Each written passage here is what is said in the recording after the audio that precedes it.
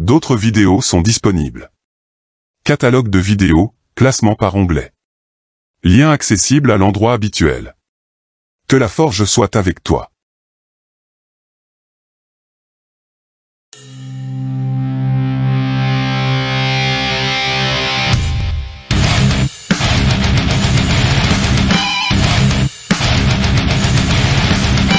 Mes respects à tout le monde, bienvenue dans la forge du Quantum. Aujourd'hui, forge NaN numéro 34, les lois trigonométriques. Et on commence sans plus attendre par l'exercice numéro 1, dans lequel tu vas devoir calculer des longueurs et des angles. C'est parti. Déterminer les mesures des quatre côtés du quadrilatère ABCD au millimètre près. Comme les mesures sont en centimètres, ça indique que tu devras arrondir à un chiffre après la virgule. Bon. Pour mesurer ces longueurs, il va falloir bien entendu déterminer la valeur de chaque angle, et il faut commencer par le plus évident, ces deux angles matérialisés en rouge et en vert. D'après le codage sur la figure, le triangle BCD, celui du bas, est isocèle en B, ce qui entraîne par définition que l'angle BDC est égal à l'angle BCD, que je vais aussi nommer alpha, plus pratique à trimballer dans les calculs. Pour déterminer alpha, c'est très simple, tu vas enlever la valeur de l'angle donné à 180, et diviser le tout par 2, ce qui donne alpha égale à 66,5 degrés. Inscrit sur la figure. Dernier angle à déterminer, celui marqué en bleu dans le triangle ABD, celui du haut. Je rappelle que dans ce triangle, et dans tous les triangles d'ailleurs, la somme des angles fait 180 degrés.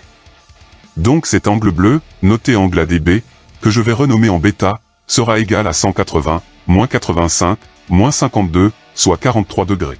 Inscrit sur la figure. Maintenant que tu as tous les angles, tu vas pouvoir déterminer les longueurs manquantes.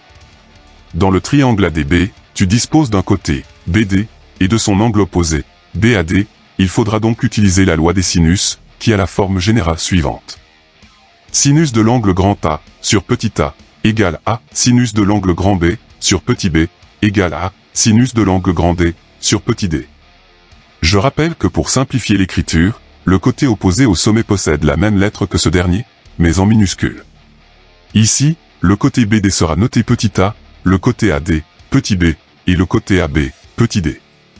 Tu vas pouvoir transformer cette égalité en sinus de l'angle BAD, sur BD, égale à sinus de l'angle ABD, sur AD, égale à sinus de l'angle ADB, sur AB, avec les données du problème. Remplacement par les valeurs numériques présentes sur le schéma, et à l'aide de deux produits en croix.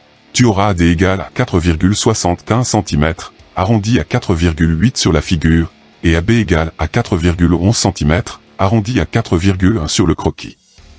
Bon, il reste un dernier côté, DC, et comme ça manque de place pour rédiger, je fais du vide.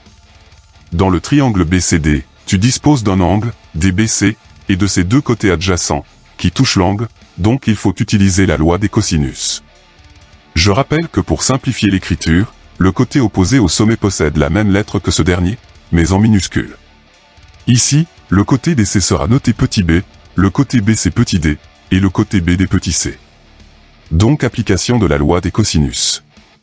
Petit b au carré égale à petit d au carré, plus petit c au carré, moins 2 petit d fois petit c fois le cosinus de l'angle grand B. Traduction avec les données du problème, DC au carré égale à BC au carré, plus BD au carré, moins 2 fois BC fois BD fois cosinus de l'angle CBD. Remplacement par les valeurs numériques, et DC au carré est égal à environ 22,896. Pour trouver la valeur de DC, tu fais la racine carrée de DC au carré, ce qui donne environ 4,785 cm, arrondi à 4,8 sur la figure. Et c'est fini. Quand tu sais ce que tu cherches, et quand tu as compris comment le trouver, tu ne peux plus ni te perdre, ni te tromper. Exercice numéro 2, dans lequel on va faire une petite balade au port pour voir les bateaux naviguer. C'est parti. Le bateau, noté grand B, rejoint le port, noté grand P, en ligne droite. Sur le bord de la rive, Marc et Cléa regardent le bateau rentrer au port. As-tu remarqué la belle faute d'accord dans l'énoncé? Cool, une figure avec des longueurs et des angles, et il est fort à parier que Marc est en grand M, et Cléa en grand C. Moi qui croyais que c'était une promenade romantique entre Marc et Cléa en bord de mer sous le soleil couchant, je suis déçu au vu de la distance qui les sépare. Bref, revenons à l'énoncé. Question A, déterminer les mesures des angles du triangle BCM. Facile. On commence par cet angle rouge sur clé A. La somme de cet angle avec le 45 degrés à sa gauche fait un angle plat, soit 180 degrés. De ce fait, l'angle rouge, noté BCM, est égal à 180 moins 45, soit 135 degrés, inscrit sur la figure. Pour le dernier angle du triangle, matérialisé en vert, tu sais que la somme des angles dans un triangle est égale à 180 degrés. Donc cet angle MBC sera égal à 180, moins 25, moins 135, soit 20 degrés. Inscrit sur la figure. Next. Question 1b, en appliquant la formule des sinus dans le triangle MBC, en déduire la longueur BC, arrondie à l'hectomètre près, soit un chiffre après la virgule. En appliquant le codage simplifié vu dans l'exercice précédent, même lettre au sommet et son côté opposé, mais en minuscule, tu auras l'égalité suivante. Sinus de l'angle grand M, sur petit m, égale à sinus de l'angle grand B, sur petit b, égale à sinus de l'angle grand C, sur petit c, ce qui va se transformer en sinus de l'angle BMC, sur BC, égale à sinus de l'angle CBM, sur CM, égale à sinus de l'angle BCM, sur BM, avec les données du problème. Remplacement par les valeurs numériques présentes sur le schéma, et à l'aide d'un produit en croix, tu auras BC qui sera égal à 4,3 km, inscrit sur la figure. Next. Question 2. Calculer la distance qui sépare le bateau du port, arrondi au décamètre près, soit 2 chiffres après la virgule. OK. Dans le triangle BCP, tu disposes d'un angle, BCP, et de ses deux côtés adjacents, qui touchent l'angle, donc il faut utiliser la loi des cosinus. En appliquant le codage simplifié vu dans l'exercice précédent, même lettre au sommet et son côté opposé, mais en minuscule, tu auras l'égalité suivante. Petit c au carré égale à petit b au carré, plus petit p au carré, moins 2 petit b fois cosinus de l'angle grand C. Traduction avec les données du problème, pb au carré égale à pc au carré, plus bc au carré, moins 2 fois pc fois bc fois cosinus de l'angle bcp. Remplacement par les valeurs numériques, et pb au carré est égal à environ 13,08441. Pour trouver la valeur de pb, tu fais la racine carrée de pb au carré, ce qui donne environ 3,62 km, inscrite sur la figure. Et c'est fini. Avec méthode et minutie, tout réussit. Exercice numéro 3, un petit problème comme je les aime, dans lequel tu vas chercher compliqué alors qu'il faut faire tout le contraire. C'est parti. Déterminer, au dixième près, la mesure de la hauteur relative au côté AB dans le triangle ci-contre. OK. En analysant la figure, tu constates que tu as la longueur des trois côtés. Comment les relier à une hauteur? Simple, en passant par l'aire de ce triangle. Tu vas devoir utiliser la formule de Héron, avec P qui représente le demi-périmètre. La surface, notée S, sera égale à racine carrée de P, facteur de P-A, facteur de P-B, facteur de P-C, avec P égale à A plus B plus C, sur 2. En appliquant le codage simplifié vu dans l'exercice précédent, même lettre au sommet et son côté opposé, mais en minuscule, et en remplaçant par les valeurs numériques, P sera égal à 8,6 cm, que tu injectes sous la racine carrée de S, pour obtenir une aire égale à 13,354 cm². Par définition, et tu l'as vu au collège, l'aire d'un triangle est égale au produit de sa base par sa hauteur, le tout divisé par 2.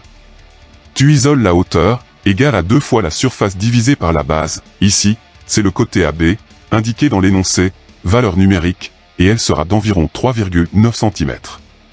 D'où l'utilité de bien connaître ces définitions de notions apprises au collège. Comme tes camarades, tu sous-estimes trop souvent l'importance de ce que tu as appris en mathématiques entre la 6e et la 3e, alors qu'il ne le faut pas. Ceci explique pourquoi tu trouveras toutes ces notions sur cette chaîne. Leurs liens sont dans la description. Catalogue de vidéos, onglet prérequis et Mandelbrot. Exercice numéro 4, et le tout dernier, dans lequel je t'invite aux Bahamas. Prends ta crème solaire et ta boussole, le voyage va être mouvementé. C'est parti.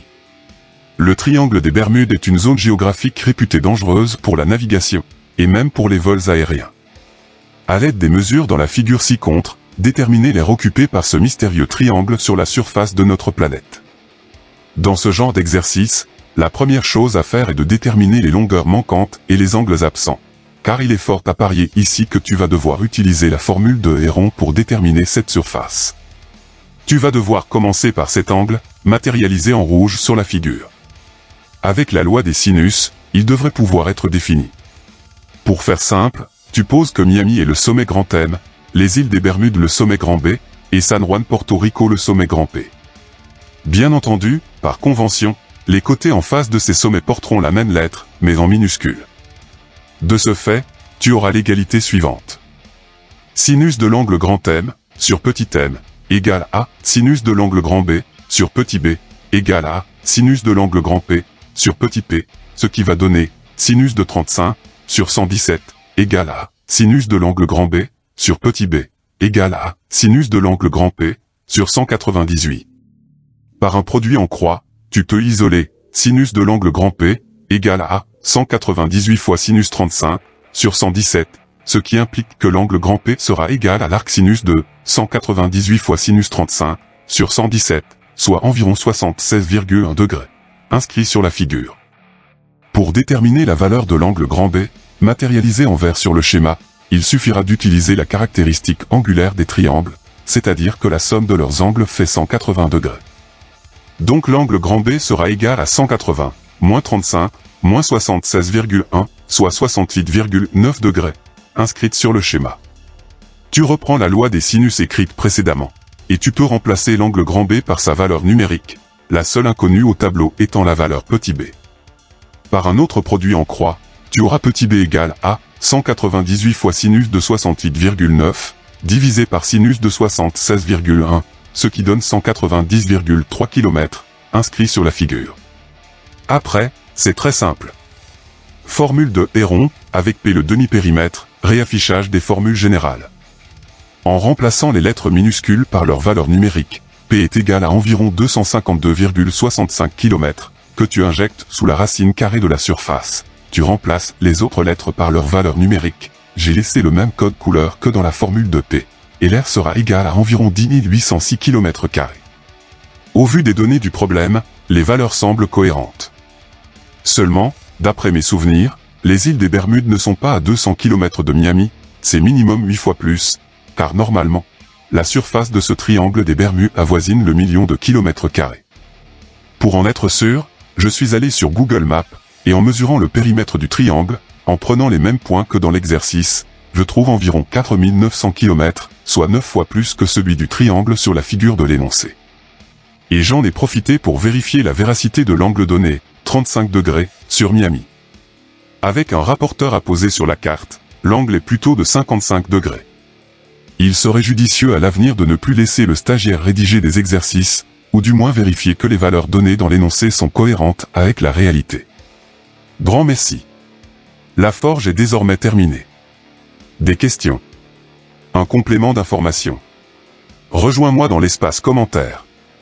D'autres exercices en PDF, librement téléchargeables, sont disponibles dans la description de cette vidéo. À toi de forger maintenant. Prochaine vidéo sur l'enclume. Que la forge soit avec toi. Stay tuned. Tchuss.